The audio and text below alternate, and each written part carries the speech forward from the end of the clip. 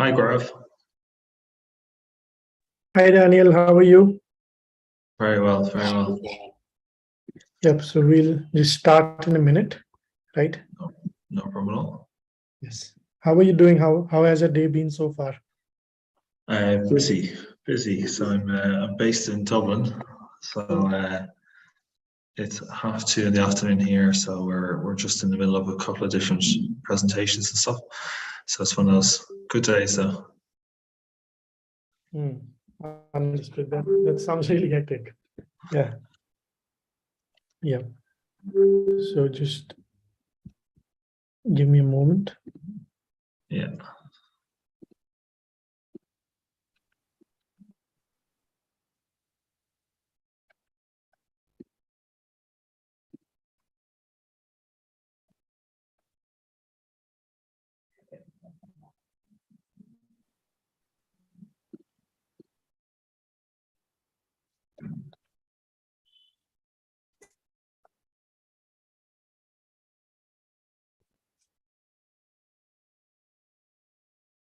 Good evening to all the participants. Before we begin, first I would like to write yes in the chat. Yes. Voice is choppy. Okay, so almost everyone can hear me loud and clear. So Bhagat, I would ask you to check from your end once. And now we can start with the session. This is the second session of Europe Product Week, right? Yesterday, we had our first session with Rihanna on what are the first 90 days being a product manager look like, right? And now, today, we have the second session, which is calming the chaos. It's specifically directed towards product management. And this session is taken by Daniel Doran. He's a product manager at Truata, right? And I'm certain that today's session would be a wonderful learning experience for all of you, right? Before I move forward and I start with the session and I hand over the mic to Daniel, I'll quickly give an introduction about Daniel. So Daniel is a product manager at Trūata. He's responsible for the privacy by design products, and he helps in understanding and mitigate the risk by enabling analytical processes that needs to be undertaken. Daniel has a very keen interest in how organizations create, manage, and utilize data as an effective asset, because we all understand that in the 21st century, data is the new oil and data is very important. So Daniel is very keen on that and understanding how data can also increase the overall return on investment. So that sounds really wonderful, Daniel, and I'm really looking forward towards the session.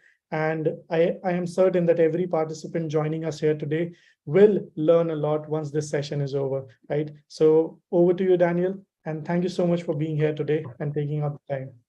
No problem at all. Thank you very much. And if you can't hear me, just let me know if there's any issues.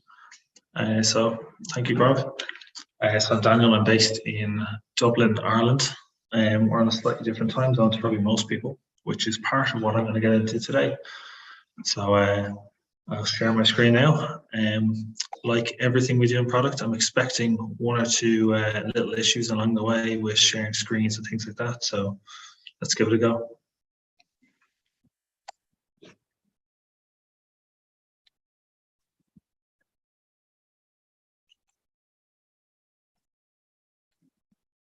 Can you guys see the presentation on calming the chaos? It should be in presenter mode now. Yes, Daniel, it is visible. Perfect. Thank you very much. So a little bit of context behind this. So I'm 29. In comparison to a lot of product managers who some do several years in engineering first or go into other fields first and then work their way into product through an interest or a focus or something like that. So when I came into products, I've noticed a kind of trend through several teams of, although we like to talk a lot about product roadmaps, the market, we like to talk about things like that, a lot of the problems are faced with interpersonal. They're faced with someone else says, well, actually, I wanted to say what's coming next, or I want to do this, or the subtleties. And learning those subtleties is so key. So what I want to talk about today is calming the chaos. So how do we transform underperforming teams? How do we understand that they're underperforming? and how do we fix that? So essentially, and thank you, Gaurav, for saying, my kind of background is very much in data. So data, not just in the traditional sense of data being kind of a transactional process or kind of that sort of structure, but also everything from privacy by design to how we interact with retail systems. I will have a big announcement coming out soon as I step into a business partnership role with a kind of large international retailer to kind of mix between this style of product and data analytics as well. So what I'm going to cover today, though, is kind of 5 key areas. The kind of background context around the problem itself, and how it festers, a framework to kind of run through and enable you to then try that out in practice, how to apply that framework, and then the success criteria, because we want to obviously see if we tried something out, did it work, and how do we kind of test case? Because although I might say, well, this is a problem I faced, it might not be the exact same for you. So that's why we want to have a framework as opposed to a formal solution, because there will be differentiation. So that's what I want to focus on today, is that difference between my situation, which might be based in Ireland, it's English speaking, versus another situation which might be Germany, India, or another country where there's different cultural boundaries, different understandings, different things going on. So when I'm talking about this talk today, I'm talking about especially to kind of people who are new to product, who are kind of looking at not just product space, but also the kind of business intelligence space as well, who are working with underperforming teams or dysfunctional teams, and how to identify that, and also teams that kind of lost focus on the product problem or customer segment. So where they've kind of changed from a focus of like a Google, where it's a simple product that's pushed to one specific user group, to then saying, okay, now they're just trying to sell to one customer. They've gone away from the market need and they're gone now to a specific customer.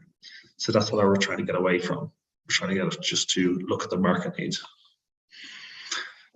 And the reason why I say this is because perspective is everything. So I worked with a couple of teams, and like that, you have a DevOps engineer who says, this is a fan. You've a security guy that says, actually, it's a wall. You have an engineer who says it's a rope. You have a product manager who says it's everything, it's an elephant. And you're trying to get people to agree to that vision, but they've historically not gotten on, or they've had an issue, or they've just for some reason it's not working.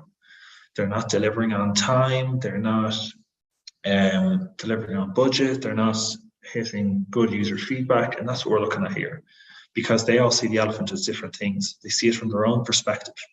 And that's our job in product, to bring them back together and get them to see, okay, it's an elephant.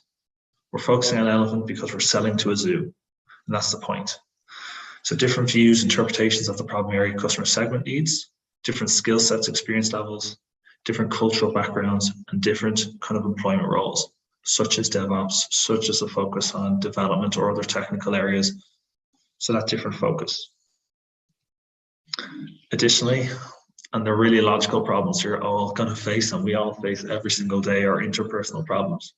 So people have problems with their manager. The manager might be either abusive, or could be shouting at them, or could be asking them to work late. They could be tired. They could have a lack of trust within the team, because someone might have said, this person caused me to miss this deadline. There could be friction based on that. There could be infighting, or it could be issues with the development methodology. It's something I've seen several times where someone says, we work in Agile, we work in this methodology, and that's it. And that's not what works for the team, because the team might be delivering in a specific like privacy space, which needs to deliver every 4 weeks as opposed to every 2 weeks. So it's figuring that out and going, okay, this doesn't work for the team. Let's find what does. So that's what I was trying to do when I was coming up with a framework, is find a way to figure out ways to improve every element of the team's performance through identifying the problems. So this sounds like a bit of a challenge, but it's also the opportunity. So chaos. And when you come into a role and you say, okay, it's day one, people are telling me there's several problems, other people are quiet and maybe not bringing up issues. That chaos is the opportunity for change. Because if you know that someone's unhappy about something, they're more likely to say, okay, well, if you come up with a solution, they're more likely to take it on board because it mitigates the problems they currently have. And that fresh start or change in leadership through you coming on board as product and change of development methodology can motivate. So it can create that change because nobody wants to work in that chaotic environment.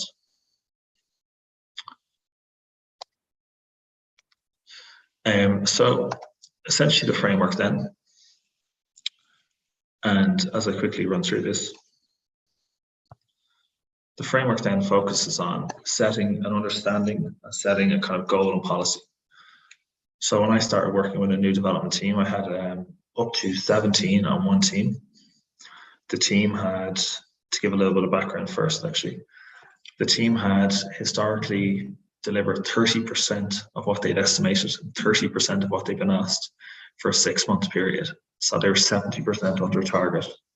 They had no sales for that calendar period. They had very little user feedback and interaction with users. So it's not a great scenario to be in. So they had several infighting because now there's people worried about bonuses, there was people worried about their role, there was people saying, okay, well, I need to move on to something else because I've been on this for 16 months. So you've got several different challenges in play as a product manager because you're trying to find ways to build new features that not only bring users on board and folks, get your team happy. Because although you might have a scrum master or you might have a development engineering manager, you're still trying to find things that motivate them, that they say, okay, I'm interested in developing this, because the likelihood then is they'll develop in 1 week rather than 3 weeks. And the reason why I say that is if you think about yourself, if you're working on something and you're interested in it, you're going to do it twice as fast as something that you're not. You'll just find ways to delay everything that you're not interested in. So that's what I'm trying to do here is, and when I work with teams is I try to change them from being that focused on you're told to do this to what are you interested in and how can we find that middle ground between what a user group needs as a segment to now what can we do together that kind of finds a little bit of middle ground and builds a roadmap that enables people to develop up their skills, to get promoted, and basically motivates them. So with that in mind, what I came up with the team in question was I started to understand the stakeholder motivations, the challenges that have impacted product release, success criteria. So our success criteria is revenue mainly, but also retention as well, and also then their revenue. So we do privacy by design products that grow customer revenues in customers like Shell, MasterCard, for example. So we can see the impact on their revenue as well and the traction and how they come back to us. So because we're trying to create then internally a working culture and product management approach that optimizes product release uptake and speed to market. So to do that, I set in kind of 5 principles. These were developed over the process of working with the team and agreed with the team as well, so that we'd have a kind of approach that enabled a psychological safety setting so that they could basically say, okay, I know what's going to happen here. I know that if I say, I don't enjoy this, that I'm not going to get reprimanded. I know that if I say, hey, look, I have a problem with this, that's fine. That we're in safe environments where we as a team are starting to build our trust. That only happens day by day. It doesn't happen in one go that tomorrow I'm going to say, this is what's happening. Because then people are going to go back to, he's the same as the old boss. So what we prioritized is setting a clean slate, setting a clear commercially driven strategic direction, understanding individual motivations, so understanding each person on the team, understanding the market need over the individual sales, because as I mentioned, individual customers, they're all different, which means we're doing configuration and not market needs. We're not focusing on a wider user group. And then prioritizing a clear communication structure. And I will explain some of those with the very specific product methodologies behind the scenes in 1 second. So when I say setting a clean slate policy, what do I mean? Well, I mean, the worst thing is bias. Because if you say to someone, okay, I looked at your, I've listened to the other members of the team, they said that historically you've been a very poor performer, they're not going to change that. So we don't know why that is. We don't know if that was because they didn't get on with someone else in the team, they were going through something at the time. So let's just forget about it. Let's just move on. If you come into a new team, let's just say, okay, it's a clean slate.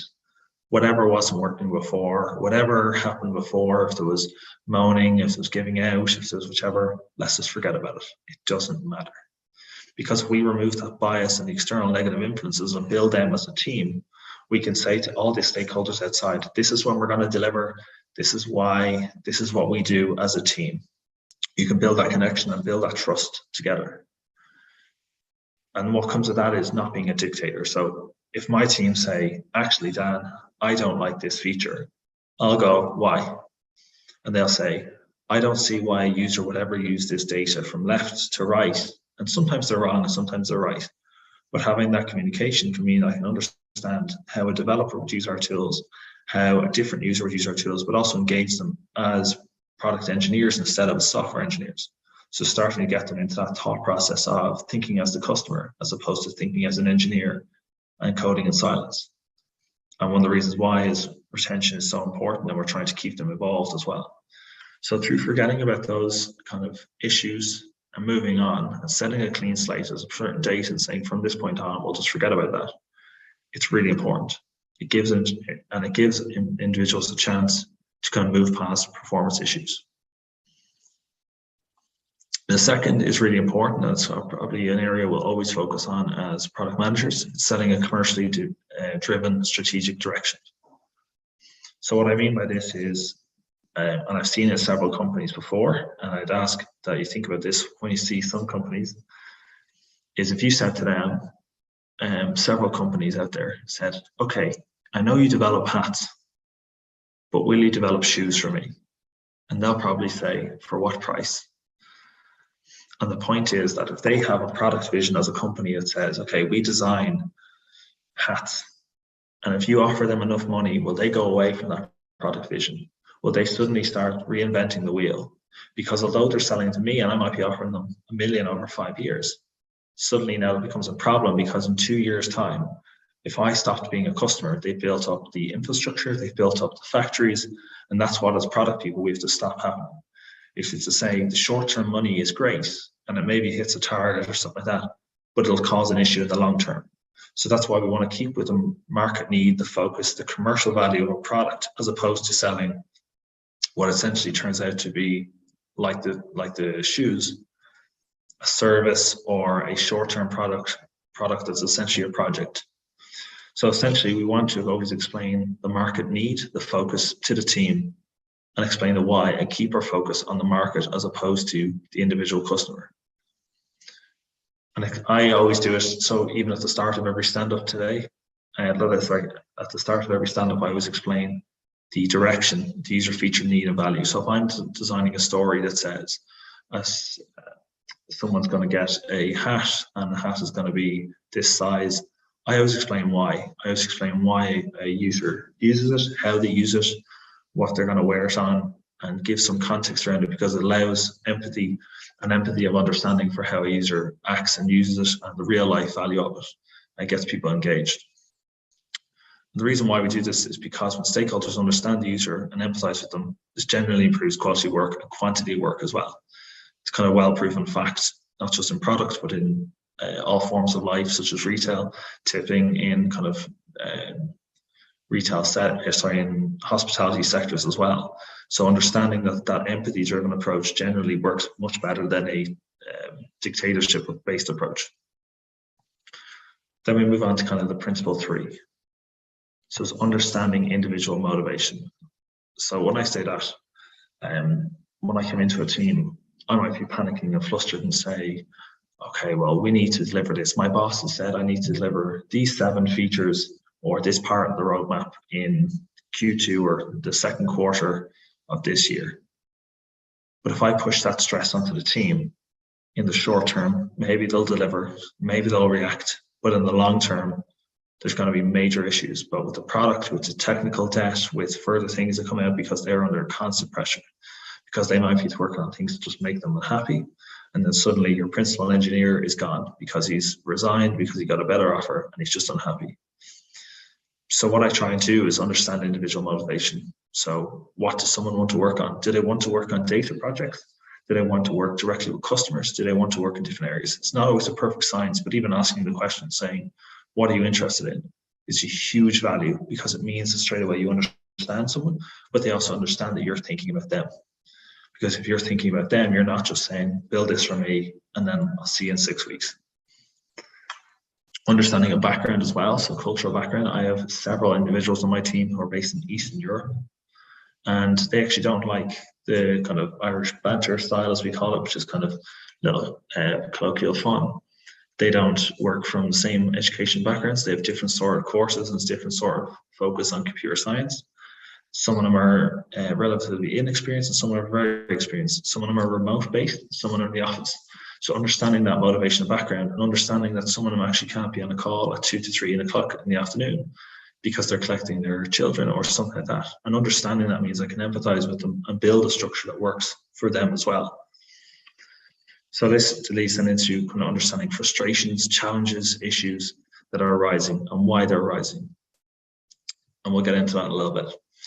So when stakeholders' issues are alleviated and the motivation is clearly understood, the correct working structure can be designed to optimize performance. This is all with the same goal, to build a working structure that delivers and improves performance.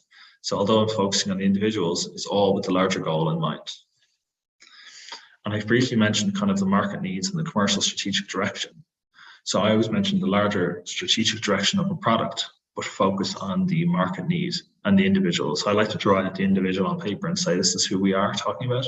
This is why, and if I can get examples, I do. So I kind of quickly mentioned the focusing on the wider user issue before, over a specific customer willing to pay for a feature. And that is really, really important. I can't stress it enough. If you look at products like Google, HubSpot, Intel, Dell, everything from podcasts to focus on one specific niche, they're always more successful in the long term. Same with restaurants like McDonald's, Burger King. They're always more successful because their product is simple. It focuses on one specific thing. Generally, in restaurants, it's burger and fries, it's ice cream, it's something like that for a specific reason, because it's simple, it's high quality, it's efficient, and that's why it works as a product. It doesn't have to be talking about products in the software sense, because it's the same principles and the same ideas behind the scenes. So it's through focusing on generic problem sets and user understanding, we always get a better understanding of user needs and requirements. We always understand their price points as well, why they're buying, when they're buying, what they're buying, so we can understand it better. And that's because short-term success and revenue can be achieved through focusing on this individual customer and requirements, but the long-term success is always dependent on things like modularity, the ability to allow someone to choose what they need and when, to solve generic solutions, and to have a really deep understanding of that user and the market understanding. And the fifth and final principle before I go into how to kind of implement this is the clear communication structure. So I think one of the things that probably is prevalent as I talk is I'm being honest and saying, look, I've faced challenges with this. It hasn't helped me back in my career. It's actually pushed me forward. Being open and saying, look, guys, I'm starting in this team. I'm not really sure what these issues are, but let's talk about them. Let's be open about them. Being open and honest and lowering your ego and just saying, look, this is a problem. Let's deal with it. Because if you talk like that and say, let's do this, let's do that, versus we are doing this and we are doing that, it's more suggestive and will generally pull people in the right direction as opposed to pushing them away. So what I try and do is implement a clear, consistent structure of communication with stakeholders. So what works for them. We have meetings at 1:30 every day because it enables our US team members, our East Coast of Poland, Ukraine, and other European countries to join at the same time. And the Irish-based employees, they can all join at the same time. We agreed that as a team. It doesn't actually work best for me, but it works best for the team as a democratic vote, which is great. So we implemented timelines, delivery dates that work for stakeholders. We don't deliver on Fridays anymore because it means the teams were under pressure. Sometimes they have to work on weekends. We deliver normally on a Wednesday or Tuesday, which means that there's more time and it gives them more time to figure out releases, to sort through documentation, to make sure that security scans of different products are done in time. And it means that we can implement the most appropriate working methodology.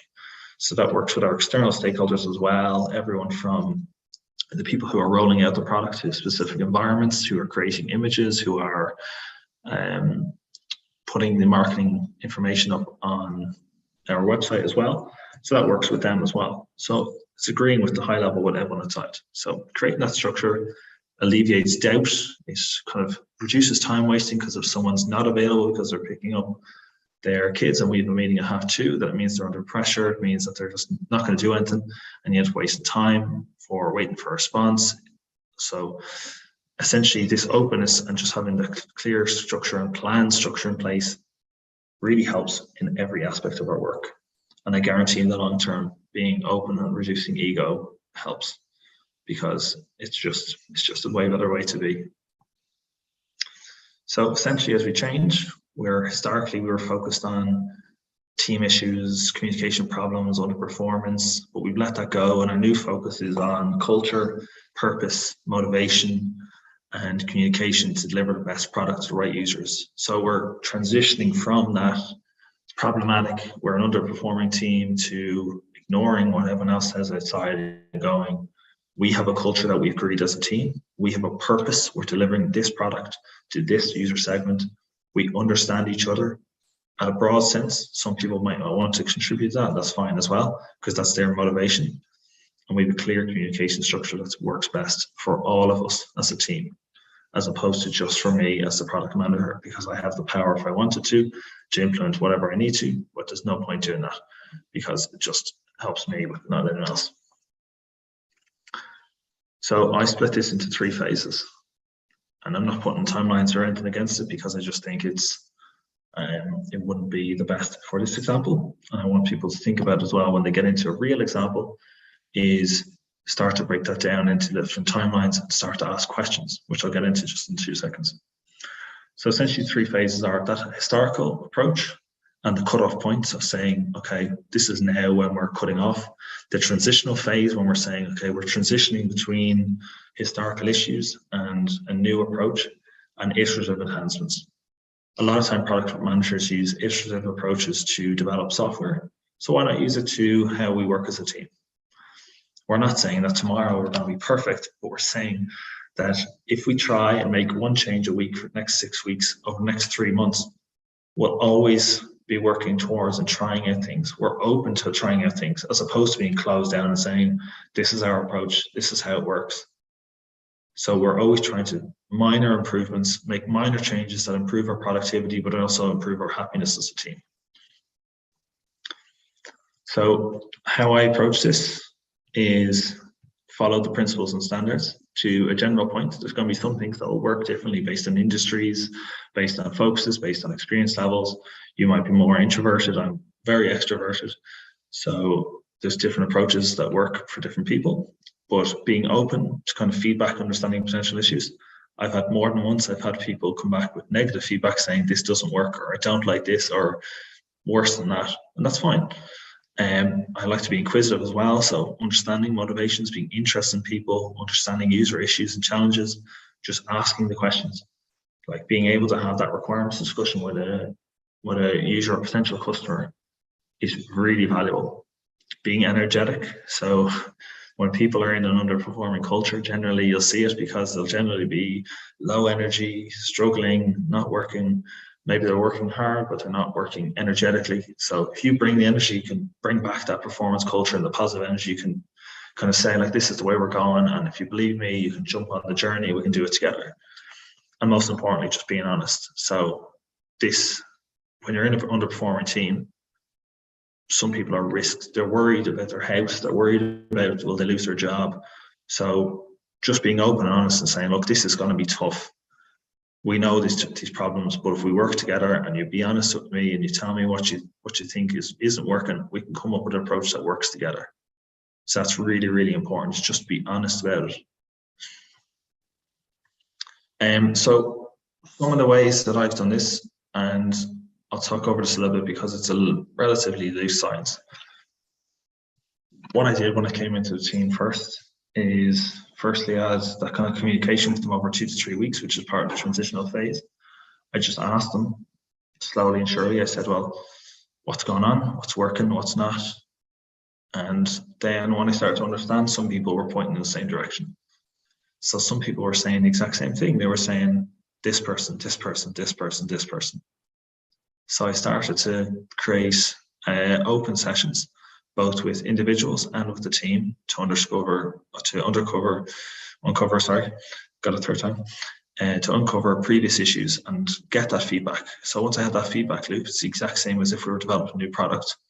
I could understand the problems and discuss it in a friendly environment. So I could say, okay, what's going on? I started to catalog these and build out kind of a word cloud style diagram to say, okay, well, what sort of issues are coming up?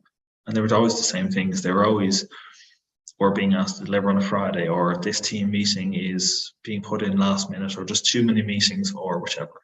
So they were things that we could just solve straight away. They were easy, quick wins. So I started to reduce the amount of meetings and deal with people one-on-one that had to be in the meeting, and everyone else we dealt with once a day, which was great.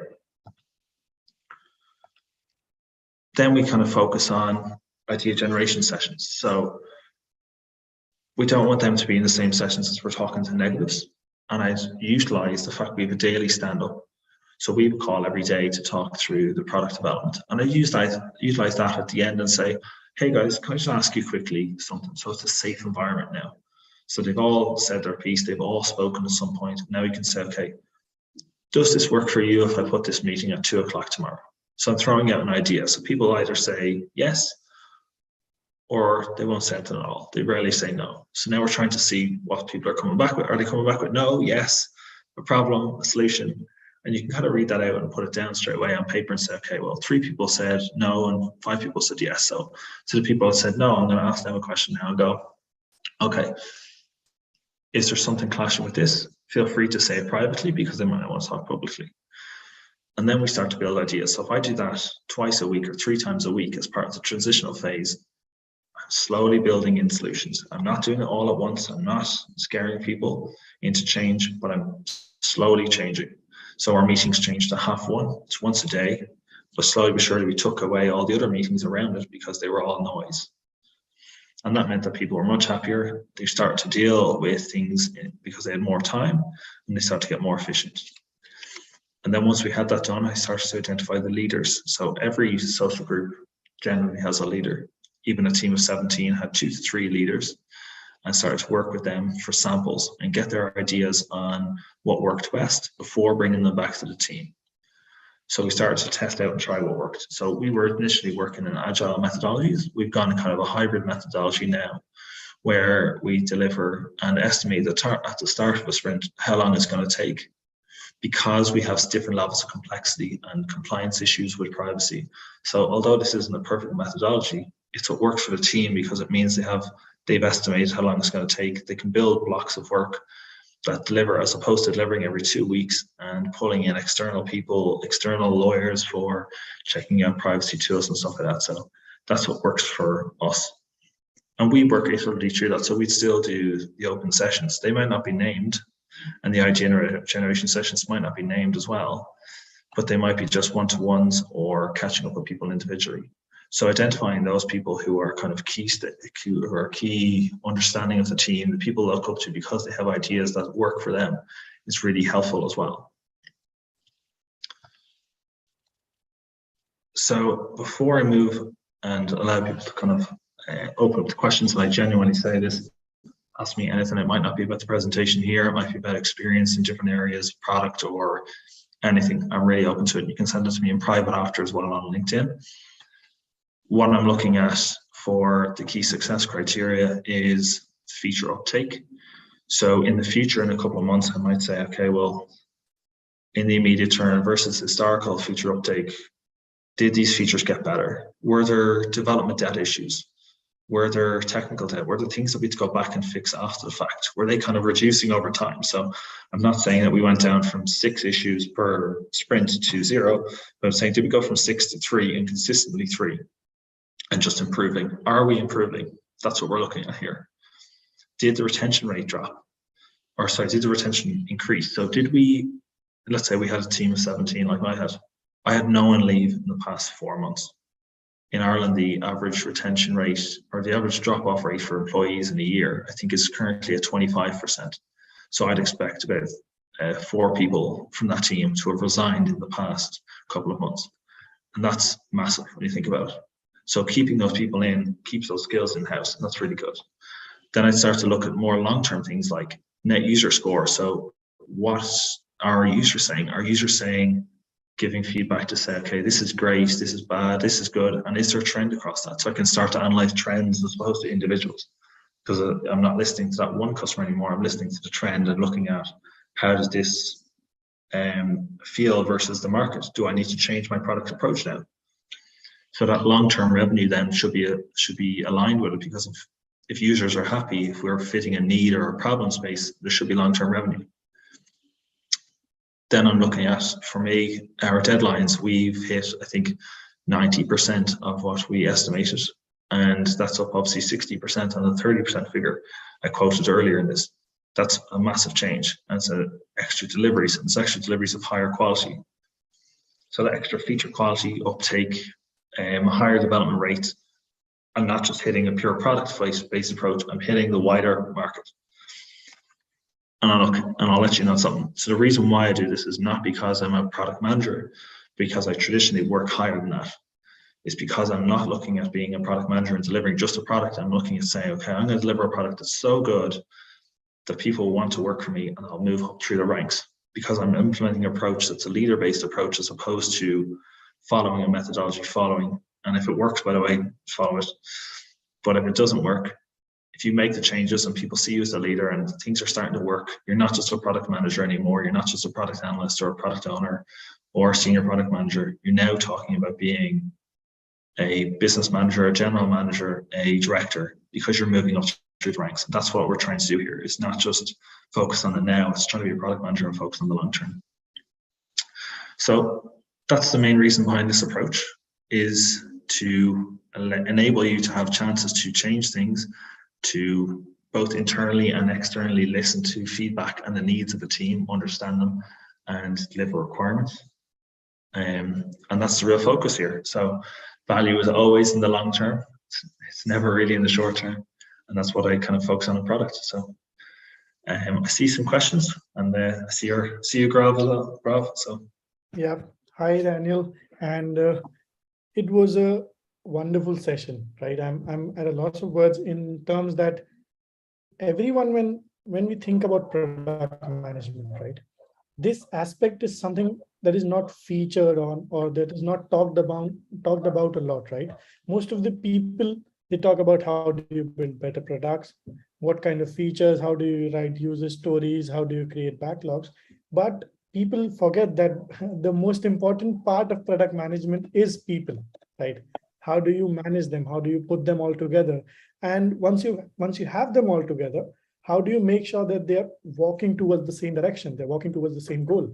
And that is something that is a very integral part of product manager's job. And when you were telling multiple different frameworks, right, how we can improve these things, how we can work upon these things and implement them in our team, I really had some enlightening visions and understood that, okay, I looked back on my problems, on the problems that I faced while managing my team, and okay, this could be a potential solution for solving that problem, right? And one thing that very particularly sticked out for me was that graphic of the elephant, where everyone was looking at it from their own perspective, and the one looking at the belly would say that, okay, that's a great wall. The one looking at the tail would say, that's a great rope. And one question that I have out of that graphic was that, how do we understand that we are taking into consideration a sufficient amount of perspectives, right? So by that image, we understand that, okay, you don't have to be restricted to your perspective. You have to also take perspectives, you have to take perspectives from other directions as well. But when do we know that we have a sufficient amount of perspectives under our purview, under our vision, so that we can work forward with that, right? And meanwhile, Daniel answers this question, I would want all of you to post your questions in the Q&A box. Please don't use the chat, because the chat will be a lot chaotic, and this would be irony considering the topic of today's session. So please use the Q&A box to post your questions, right? Yeah, Daniel. Yeah, and the first thing on that is, I imagine at one point, there's probably some session a couple of months ago where all the questions were put in the chat, And we learned from that one and moved on. So it's like one of those funny things. I think when we're taking in perspectives and data, it's a really challenging one, because you can take in so much and you can literally never stop. And that's fair enough. So I think it is a little bit of gut feel at times. I found that over times where if we're taking into account feedback and taking into account perspectives, I try and build up trust with different people around me who maybe they're other product managers, or maybe they're even just people in industry who focus on the problem, as opposed to people who use language like this customer, this thing, this. So I've listened to, at the moment, Diary of a CEO. It's Steve Bartlett. It's an unbelievable podcast on Spotify. But essentially, and the reason why I'm not answering this directly is because when we listen to someone like that talk, you'll hear it in the words and you'll know straight away if you have listened to someone, you're going to talk about the need as being a future focused. You'll probably have 2 or 3 reference points to go, okay, this principle-based approach to this feature was used in HubSpot, in Google, in something like that, and you're going to be able to reference some parts of it. Or if it's something completely new, it's going to be it's ingenious because of this. And we all know ourselves, if you can't explain something in 30 seconds, you haven't listened to enough perspectives or haven't got enough data. And when I tried to explain this approach first, someone said, I don't understand what you're talking about or why. So I explained it to my mother, who is completely non-technical. She doesn't work in product at all. And the 3rd or 4th time I tried to explain it, I got it down to a simple pitch and then got it a little bit easier. And then I knew I'd gotten that perspective because I'd asked some people who maybe don't work in my area at all. So I knew that user for me, as someone who's in data privacy and that kind of area of data analytics, I asked people who are in analytics but don't work with me day to day, because they know they're basically my users, but they don't work with me, so they don't have bias or context. So then I got the perspective. So it's just 1 or 2 people generally, but it's getting those qualitative people over the quantity. Understood. And yeah, that's something that is absolutely right. And what I could make of it, and what I can add to, is that you will understand you have enough perspectives when there's less friction. As you move forward and the friction decreases, that means that you're moving forward in the right direction and you're gaining the right perspectives from the right people and understanding what needs to be built. Right? Yeah, and exactly. It might not be perfect day one, but like your gut will build over time as well. I've asked myself that question every day and gone, that's the reason why I like to be honest about it. I go, look, I'll go into senior roles and I'll feel like one day I'll feel like an imposter, and then 2 days later I'll feel like a genius. Like, it's okay. Like it happens. Yes. Yeah. So now let's take some questions from the Q&A box. So first, we have a question from Digambar, and it is a very interesting question. And it points towards that all these activities and frameworks, these are something that we have inherently understood, that if you want to work with someone in harmony, you have to understand what they're trying to say and how you can move forward. And these are known by the employer as well as employee, right? But if we look at the current scenario, particularly now, there are a lot of layoffs, plus there's also an increased attrition rate, right? So if you could shed some light on how to overcome this, especially with product teams, right?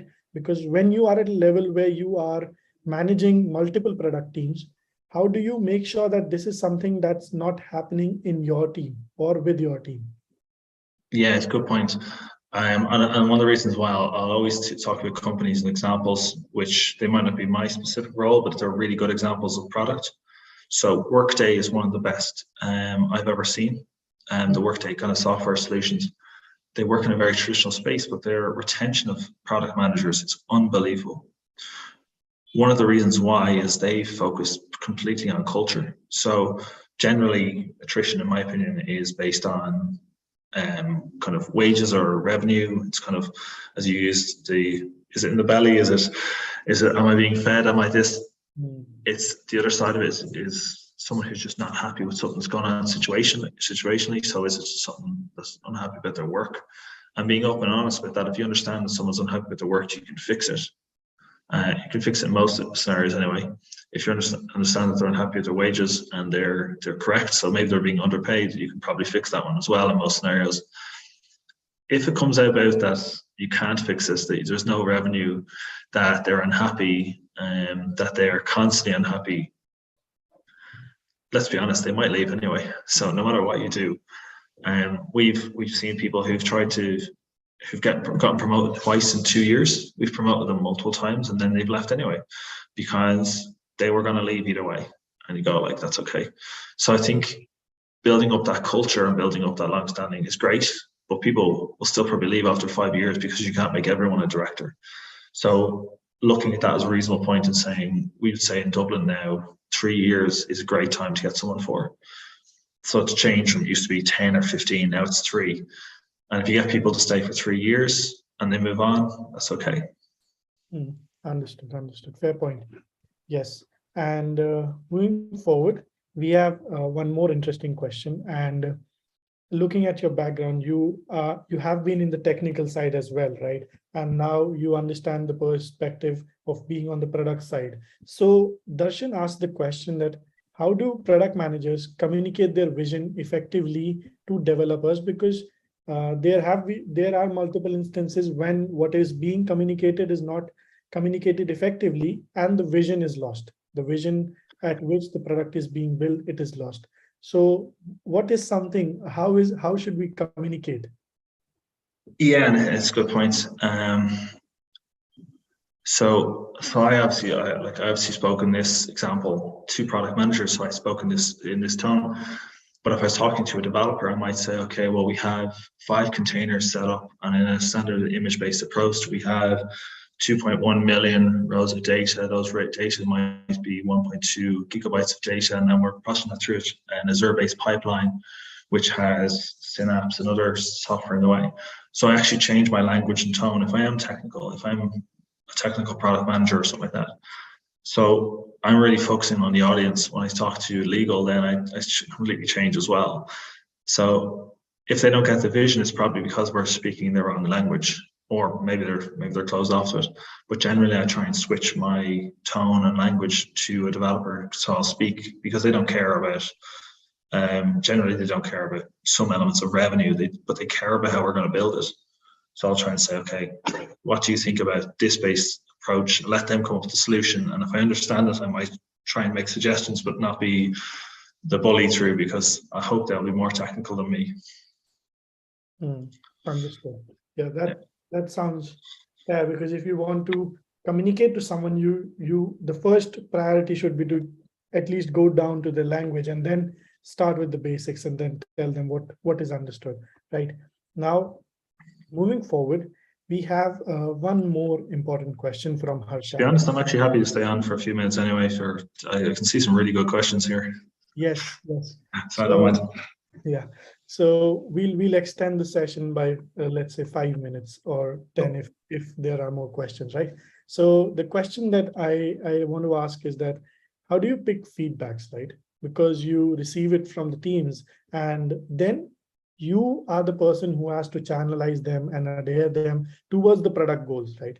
Because if we pick the wrong feedbacks, we might implement a completely different feature that majority of the users never wanted, or the majority of the users were already satisfied with it and there was no need to it. So how do you pick the feedbacks you need to work upon? Yeah, my favorite way is problem-based. So I always think, like, needs are great, but needs can come and go. But if you have a massive problem, like, okay, well, if I don't get this project in, I'm going to get fired.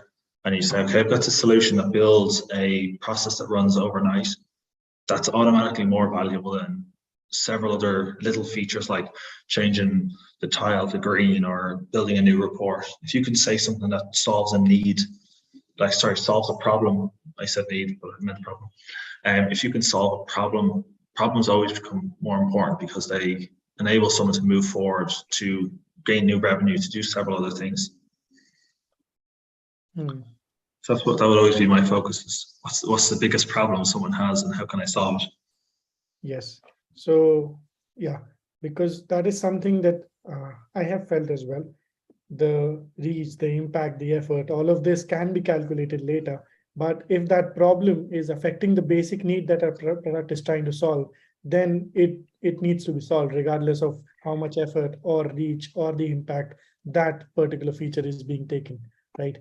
Now, moving forward, we talked about how to bring forward and how to make sure that the communication through our team and to our team is done efficiently. But when you are a sole contributor, right, and you want to communicate your ideas to your C-suite. So Bhagat asked, how do you communicate conflict scenarios or your ideas to the top management? And what if they don't support you? How could a PM get their confidence and make sure that whatever the PM wants to work upon, the team supports them? Yeah. So think of you like a C-suite where they're, let's say they're not engaged in your product or something like that. There is a point where you go, okay, look, this isn't working for me, for them, because they might have the wrong vision or there might be something else going on. If you can understand that and ask questions. But I'll always be honest and say, look, this is underperforming, this isn't doing great.